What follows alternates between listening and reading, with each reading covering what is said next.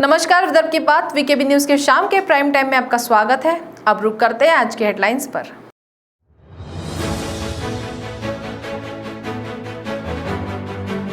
गरीब और जरूरतमंद विद्यार्थियों के लिए अब महानगर पालिका की अंग्रेजी स्कूल प्रवेश प्रक्रिया का महापौर के हाथों हुआ शुभारंभ।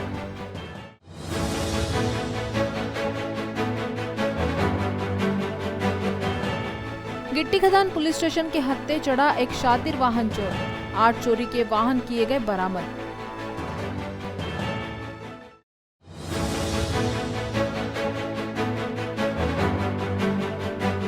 और कोरोना वैक्सीन के मुद्दे पर नाना पटोले ने किया केंद्र सरकार पर प्रहार, पुणे महानगर पालिका की कार्य प्रणाली पर उठाए सवाल।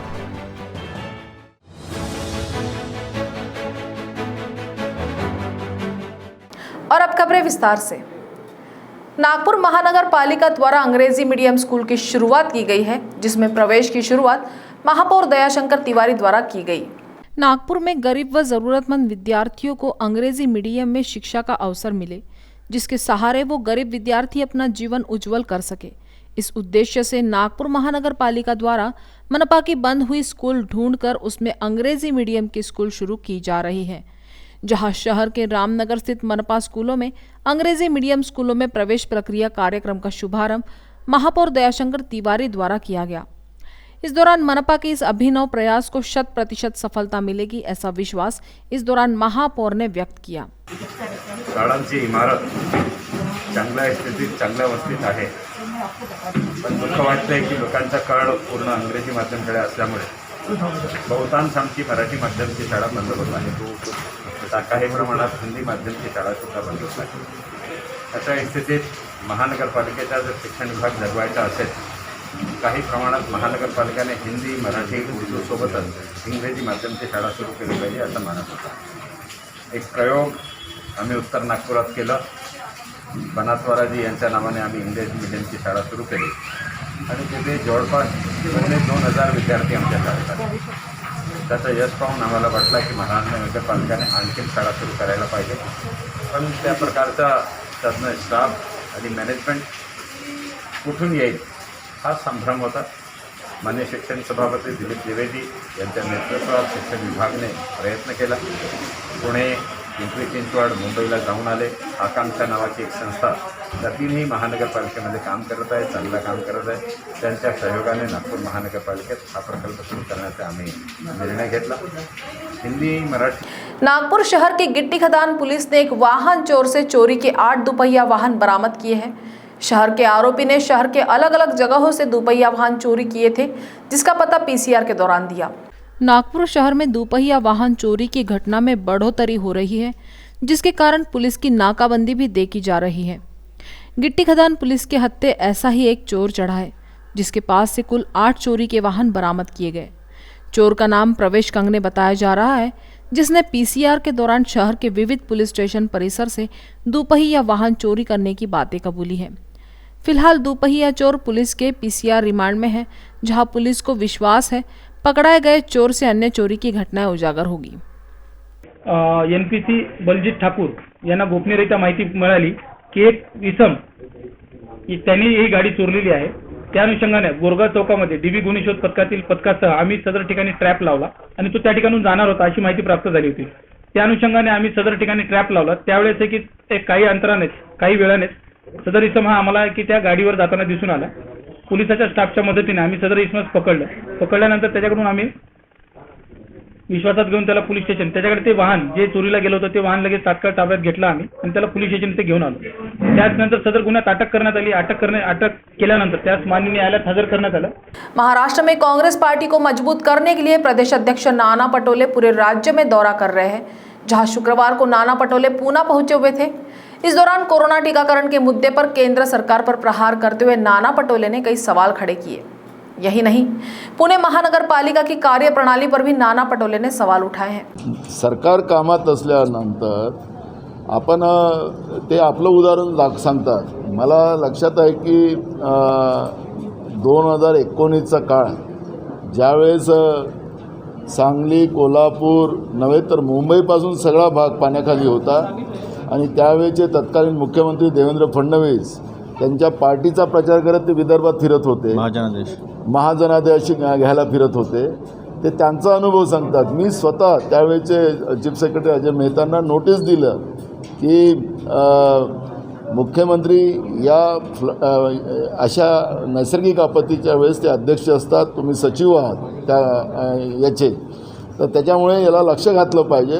मी नोटीस दिला. त्याच्यानंतर ते मुख्यमंत्री महाजनादेश सोडून त्यावेळेचे देवेंद्र फडणवीस वापस आले. म्हणजे ते आपला अनुभव सांगतात. आपण पाहताय की राज्य सरकार पूर्ण कालपासून नाही तर परवापासून या सगळ्या घटनेवर नजर ठेवून आहेत.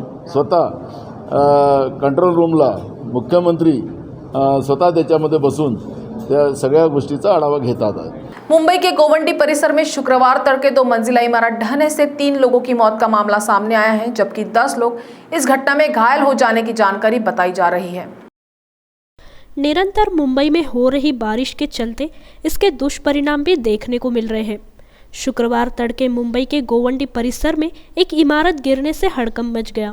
शुक्रवार सुबह 5 बजे की घटना बताई जा रही है, जिसमें 3 लोगों की मौत जबकि 10 लोग घायल हो गए हैं. गोवंडी परिसर के शिवाजी नगर की घटना बताई जा रही है, जबकि इमारत कैसे गिरी इसकी जांच जारी है.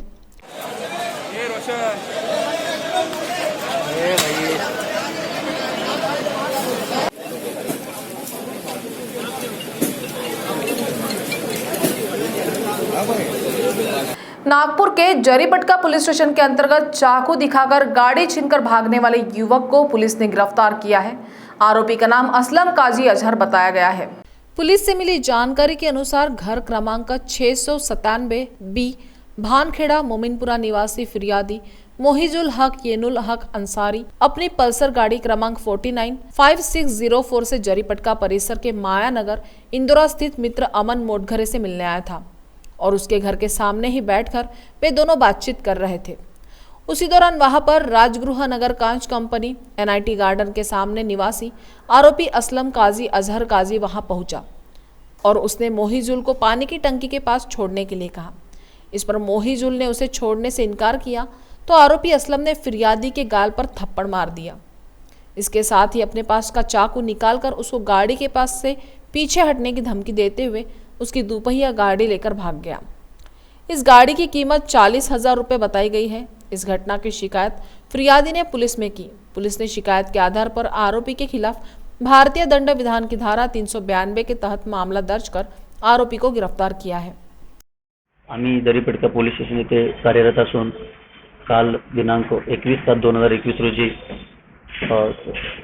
दाखल गुन्हा पोलीस स्टेशन जरीपटका येथे PR 636/21 मधील फिर्यादीने फिर्याद दिली की त्यातील आरोपित नामे असलम काजी हा फिर्यादी हा त्याचा मित्र या मायानगर इंदोरा जरीपटका या परिसरात भेटण्याकरता आला असता आरोपी सदर ठिकाणी आला आणि फिर्यादी याच्याकडे असलेली गाडी पाहून म्हणला की मला एका ठिकाणी सोडून ये, परंतु फिर्यादी सदर ठिकाणी सोडून देण्यास नकार दिला असता आरोपीने त्याच्या गालावरती मारून त्याच्याकडे असणारा चाकू दाखवला आणि फिर्यादी याची गाडी सोबत घेऊन निघून गेला.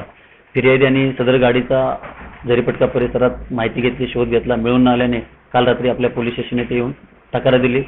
फिर्यादी तक्रार दिल्याप्रमाणे आपण गुन्हा नोंद केलेला आहे. आरोपीचं नाव असलम काजी आहे. याच महिन्यामध्ये त्याच्यावरती पोलीस स्टेशन जरीपटका येथे 324 प्रमाणे गुन्हा दाखल आहे. मी API Dhumal, Jaripatka police station, Nagpur. Guru Purnima के उपलक्ष्य पर नागपुर के वर्धा रोड साई मंदिर की भी आकर्षक सजावट की गई. इस वर्ष मंदिर को केले के पत्तों से और फूलों से सजाया गया है. ज्ञात हो कि जो भक्त गुरु पूर्णिमा के अवसर शिरडी नहीं जा पाते हैं, वो गुरु पूर्णिमा के दिन नागपुर के वर्धा रोड स्थित साई मंदिर पहुंचते हैं और दर्शन करते हैं. इस वर्ष भी कोरोना महामारी के कारण मंदिर खुले नहीं है, लेकिन मंदिर प्रशासन द्वारा मंदिर की आकर्षक सजावट की गई है. जिस तरह शिरडी के साई दरबार में बाबा की प्रतिमा है, उसी तर्ज पर नागपुर के इस मंदिर में भी साई बाबा की प्रतिमा स्थापित की गई है, जहां गुरु पूर्णिमा पर हजारों भक्तों का तांता लगता है. लेकिन इस बार कोरोना के कारण मंदिर के द्वार भक्तों के लिए बंद थे. बावजूद इसके भक्तों ने मंदिर के बाहर से ही बाबा को नमन किया. इस बार मंदिर प्रशासन द्वारा केले के पत्तों से और फूलों से मंदिर परिसर को सजाया गया है.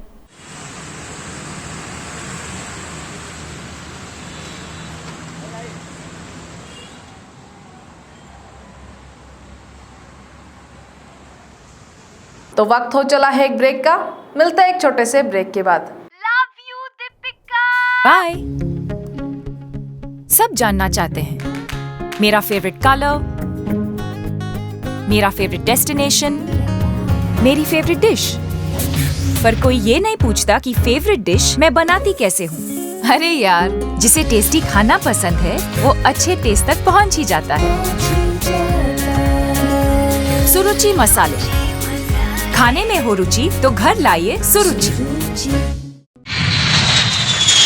अपने सपनों की उड़ान भरने की इच्छा तो हर किसी की होती है, पर पंख भी तो मजबूत होने चाहिए जो देता है flywheel aviation academy. Flywheel aviation academy एक ऐसा इंस्टीट्यूट है जहां पर एयरलाइंस एंड एयरपोर्ट हॉस्पिटैलिटी और टूरिज्म मैनेजमेंट, साथ ही यहां campus interview, guidance by industry expert, practical training at airport, expert faculty, personal grooming जैसे कई सारे बेनिफिट्स आप पा सकते हैं। Flywheel aviation academy, 1 degree, 3 job opportunities. Flywheel Aviation Academy gives you a degree or diploma with a job. Flywheel Aviation Academy, 365 Gandhinagar, LAD College Square, beside Karnataka bank Nagpur.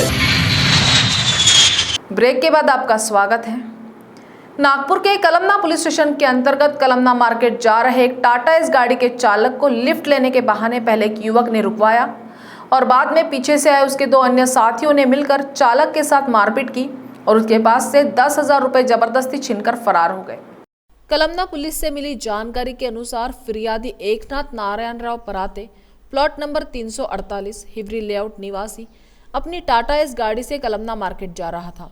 उसी दौरान Kalamna market परिसर के Chikhli layout Bunty T centre के सामने सड़क पर 20 से 25 आयु वर्ग के एक युवक ने फिरियादी से लिफ्ट मांगने के उद्देश्य से उसे रुकवाया। उसी दौरान पीछे से मोटरसाइकिल पर सवार 2 युवक वहां पहुंचे और उन तीनों ने मिलकर पहले फिरियादी के साथ मारपीट की और जबरदस्ती उसके पास से 10,000 रुपए छीनकर फरार हो गए। इसकी शिकायत फिरियादी ने कलमना पुलिस से की। पुलिस ने अज्ञात आरोपियों के खिलाफ भारतीय दंड विधान की धारा 392-34 के तहत मामला दर्ज किया है और आगे की जांच कर रही है। नागपुर के 5 पौली पुलिस स्टेशन के अंतर्गत साइबर अपराधियों ने ऑनलाइन दोस्ती करने के नाम पर 2 युवकों के साथ प्रीमियम मेंबरशिप दिलाने के नाम पर करीब 88,000 रुपए चूना लगा दिया। पुलिस सूत्रों से मिली जानकारी के अनुसार 5 पौली परिसर के महेंद्र नगर प्लॉट नंबर 129 यशोदीप कॉलोनी निवासी आकाश मंगेश पखिड़े विद्यार्थी है। कुछ दिन पहले उनके मोबाइल फ़ोन पर एक मैसेज आया था जिसमें दोस्ती करने के बारे में कहा था।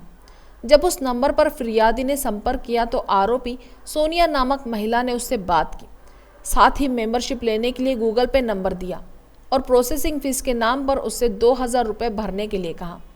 हालांकि इस युवक ने तब दिए गए गूगल पे नंबर पर 2,000 रुपये भी भरे थे, जिसके बाद प्राइवेसी मेंटेन करने के नाम पर इस छात्र से आरोपियों ने दोबारा फ़ोन कर फ़ोन पे नंबर पर 7,000 रुपये डालने के लिए कहा। हालांकि तब फिरियादी के फ़ोन से आरोपी के नंबर पर ये पैसे ट्रांसफ़र नहीं हुए। इसके बाद उसने अपने दोस्त नचिकेत दुबे के खाते में ही पैसे ट्रांसफ़र किए हैं और उसके बाद दोस्त के मोबाइल फ़ोन से ही आरोपियों के खाते में ये पैसे भी ट्रांसफ़र किए। उसके बाद आरोपियों ने अलग अलग प्रोसेसिंग फीस के नाम पर आरोपी से करीब 86,100 रुपये ऐंठ लिए। साइबर अपराधी इन दिनों इसी तरह लोगों को अपनी ठगी का शिकार बना रहे हैं, जिससे चलते ही ये छात्र भी इन अपराधियों का शिकार बना था। इस घटना की शिकायत तब फिरियादी ने पुलिस से की। पुलिस ने अज्ञात आरोपियों के खिलाफ भारतीय दंड विधान की धारा 420 के तहत मामला दर्ज किया है और आगे की जांच कर रही है। गुरु पूर्णिमा के अवसर पर महाराष्ट्र के शिरडी की मान्यता ही कुछ अलग है। शिरडी के साईं बाबा को उनके भक्त अपने जीवन में एक गुरु के तौर पर मानते हैं और यही कारण है कि शिरडी के साईं आज पूरे विश्व भर में प्रसिद्ध है।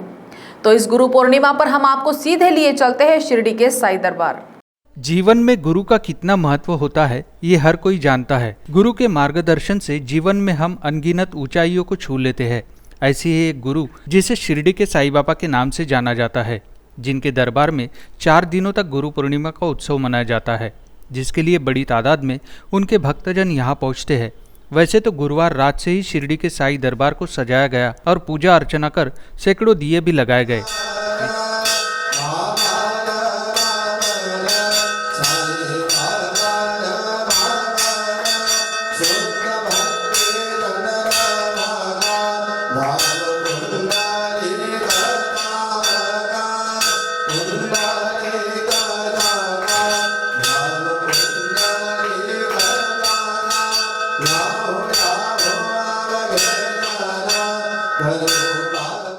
कोरोना महामारी के कारण राज्य के मंदिर भाविकों के लिए खुले नहीं है।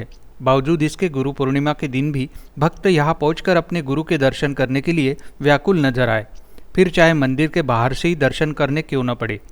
प्रतिक्रिया चांगलीच आहे, त्याबद्दल काय नाही. बाबांचं बंद आहे, बाबांचं बाहेरून दर्शन व्हायला होतं ते खूपच चांगलं. इथं आलय शिर्डीमध्ये अजून आनंद वाटतो तेव्हा. ओम साहेब तुम्हाला काय वाटतं? नाही ती चांगली आहे. आता जी हळूहळू सुधारत चालली ती चांगली आहे. तर लोकांनी परिसर द्यावा त्यासाठी.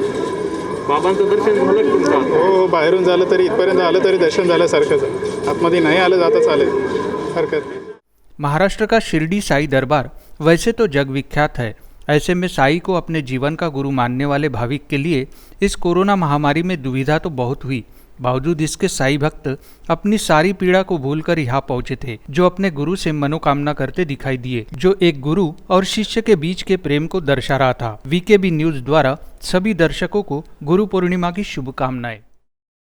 मौदा के तारसा जॉइंट परिसर रहिवासी रीना लेखराम गणवीर के गले से सोने का मंगलसूत्र लेकर भागना 2 आरोपियों को इतना महंगा पड़ा कि पब्लिक ने उनकी जमकर धुनाई कर पुलिस के हवाले कर दिया। मौदा पुलिस स्टेशन की गिरफ्त में ये दोनों आरोपी चेन स्नैचर हैं, जो एक महिला के गले से सोने का मंगलसूत्र चुराते समय लोगों के हाथ लगे। फिर इन दोनों की पब्लिक ने ऐसी धुनाई की जो सड़क पर ही बेहोश होने की अवस्था में पहुंच गए।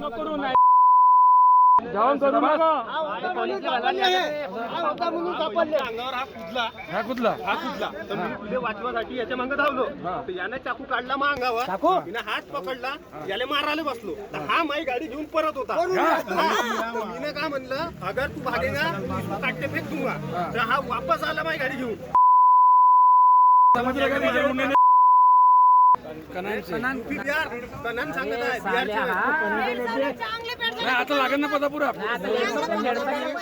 बताया जा रहा है कि लेखराम गणवीर इनका तारसा ज्वाइंट के पास कन्हान तारसा रोड पर पान ठेला और चाय की टपरी है।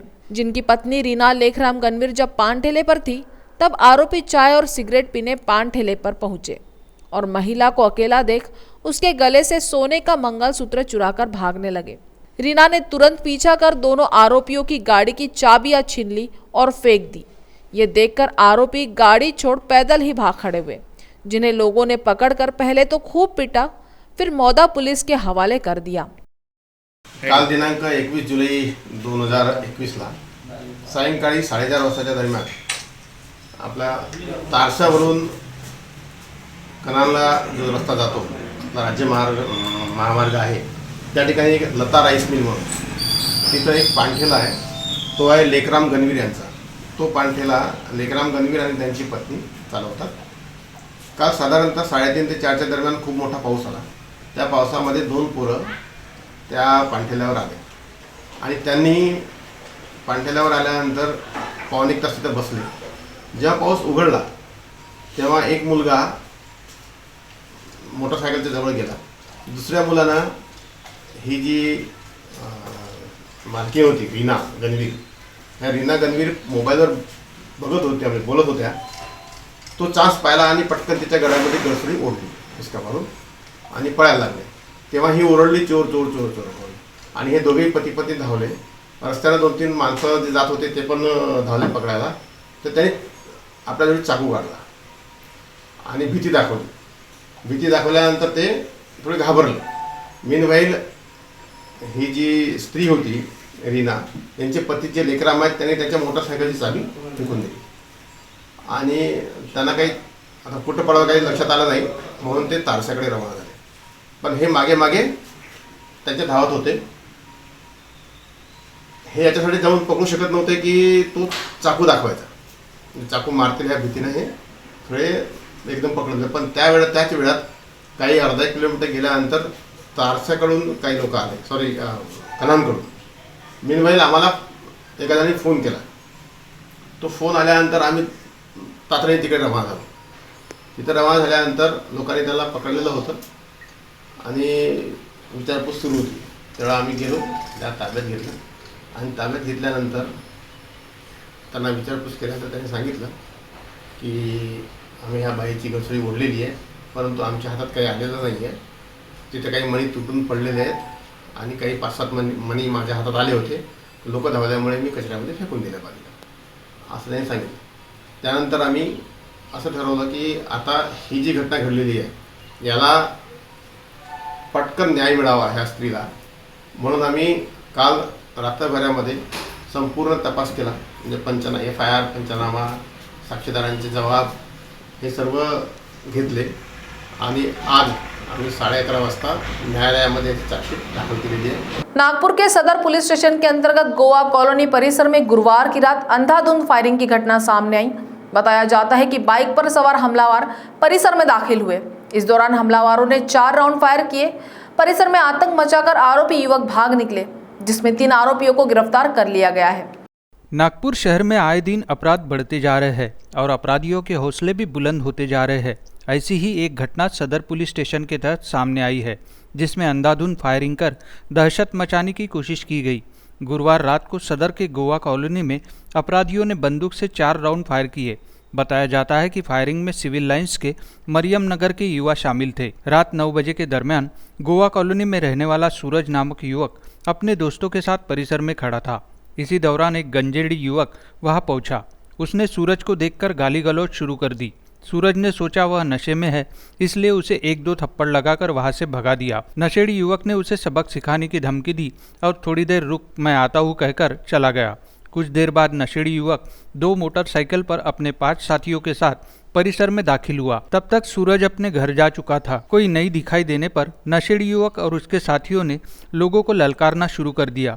एक युवक ने माउजर निकाल लिया और अंधाधुंध फायरिंग करने लगा. एक के बाद एक 4 राउंड फायर होने से परिसर में हड़कंप मच गया. एक युवक ने पास खड़े लोगों को चाकू की नोक पर धमकाया. परिसर में उत्पात मचाने के बाद आरोपी युवक बाइक पर फरार हो गए. स्थानीय नागरिक दहशत में आ गए. किसी ने कंट्रोल रूम को घटना की जानकारी दी. खबर मिलते ही डीसीपी विनीता साहू, एसीपी सुधीर नंदनवार और सदर के थानेदार संतोष बकाल अपनी टीम के साथ मौके पर पहुंचे. फायरिंग करने वाले युवक मरियम नगर के होने की जानकारी मिली, जिसमें से 3 आरोपियों को गिरफ्तार करने की जानकारी सामने आ रही है. एक तरुण साधारण संध्याकाळी 7 ते 7:30 वाजताच्या दरम्यान तिथे गेला आणि तिथल्या एका व्यक्तीला म्हणला की मला दारू पाहिजे. तो म्हणे की दारू नाहीये, तू निघून जा. ऑलरेडी तो दारू पिलेला होता, त्यामुळे त्याला निघून जायला सांगितलं. तो जात नसल्यामुळे त्यांनी फिर्यादीला म्हटलं की याला घेऊन जा म्हणून. तिकडे फिर्यादीला घेऊन जायला लागला तर तो आरोपी दारूच्या नशेत असल्याने त्याने शिवीगाळ केली. शिवीगाळ केल्यामुळे यांनी एक त्याला झापड मारली. झापड मारल्यानंतर यांनी त्याला धमकी दिली की अभी मैं थोडी देर में हमला लेके आता. असं म्हटल्यानंतर तो परत 9 वाजता आला. 2 म्हणजे मोपेडवर 6 तरुण आले. तर त्यांनी एक तिथे फायर केला. साधारण 2 ते 3 फायर केले आहेत तिथे. एक आम्हाला तिथं जिवंत कारतूस मिळालेला आहे देशी कट्ट्याचा आणि 2 कॅट्रिज मिळालेले आहेत खाली बुलेट. त्याच्यामध्ये एकूण 6 आरोपी आहेत. काल रात्रीच आम्ही त्यांना सगळ्यांना अटक केलेली आहे आणि पास्ट रेकॉर्ड काहींचा आहे, तर किरकोळ स्वरूपाचे गुन्हे आहेत. ते गंभीर स्वरूपाचे गुन्हे नाही आहेत त्यांच्यावर. आणि PCR जो आहे तो 26/7 पर्यंत म्हणजे पुढल्या सोमवारपर्यंत PCR मिळालेला आहे. गणेशपेट के गांधी सागर में डूबते व्यक्ति को देखकर दमकल कर्मियों ने तत्काल तालाब में छलांग लगाकर उसे बाहर निकाल लिया. इसके बाद उन्हें तालाब किनारे उल्टाकर पेट में भरा पानी बाहर निकालकर जान बचाई. यह घटना मंगलवार 20 जुलाई की शाम 4:15 बजे हुई, लेकिन गुरुवार को घटना का वीडियो सोशल मीडिया पर वायरल हो गया. मनपा दमकल कर्मी शाम 4 बजे ड्यूटी खत्म होने पर यंत्र चालक डोमे और बिजवे घर लौट रहे थे. इस दौरान गांधी सागर तालाब पर खड़े लोग शोर मचाते दिखाई दिए. दोनों दमकल कर्मचारियों ने रुककर देखा तो तालाब में एक व्यक्ति डूबता दिखाई दिया. तत्काल डोमे ने तालाब के भीतर छलांग लगाकर व्यक्ति को बाहर निकाला. जेब के दस्तावेज से उनके नेहरू नगर निवासी रविंद्र महाले होने का पता चला. दमकल कर्मचारियों ने महाले को तत्काल गणेशपेट पुलिस स्टेशन पहुंचकर उन्हें उपचार के लिए मेयो अस्पताल रवाना किया. वहां से महाले को एक निजी अस्पताल में स्थानांतरित किया गया है. दमकल कर्मियों की जाबांजी की मिसाल दी जा रही है, जबकि किस तरह से इन दोनों ने तालाब से बाहर निकालने के बाद अपनी सूझबूझ से व्यक्ति की जान बचाई, इसका वीडियो इन दिनों वायरल हो रहा है.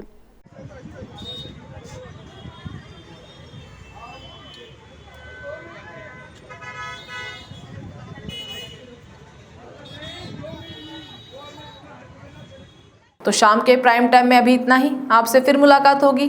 तब तक बने रहिए VKB न्यूज़ के साथ. नमस्कार.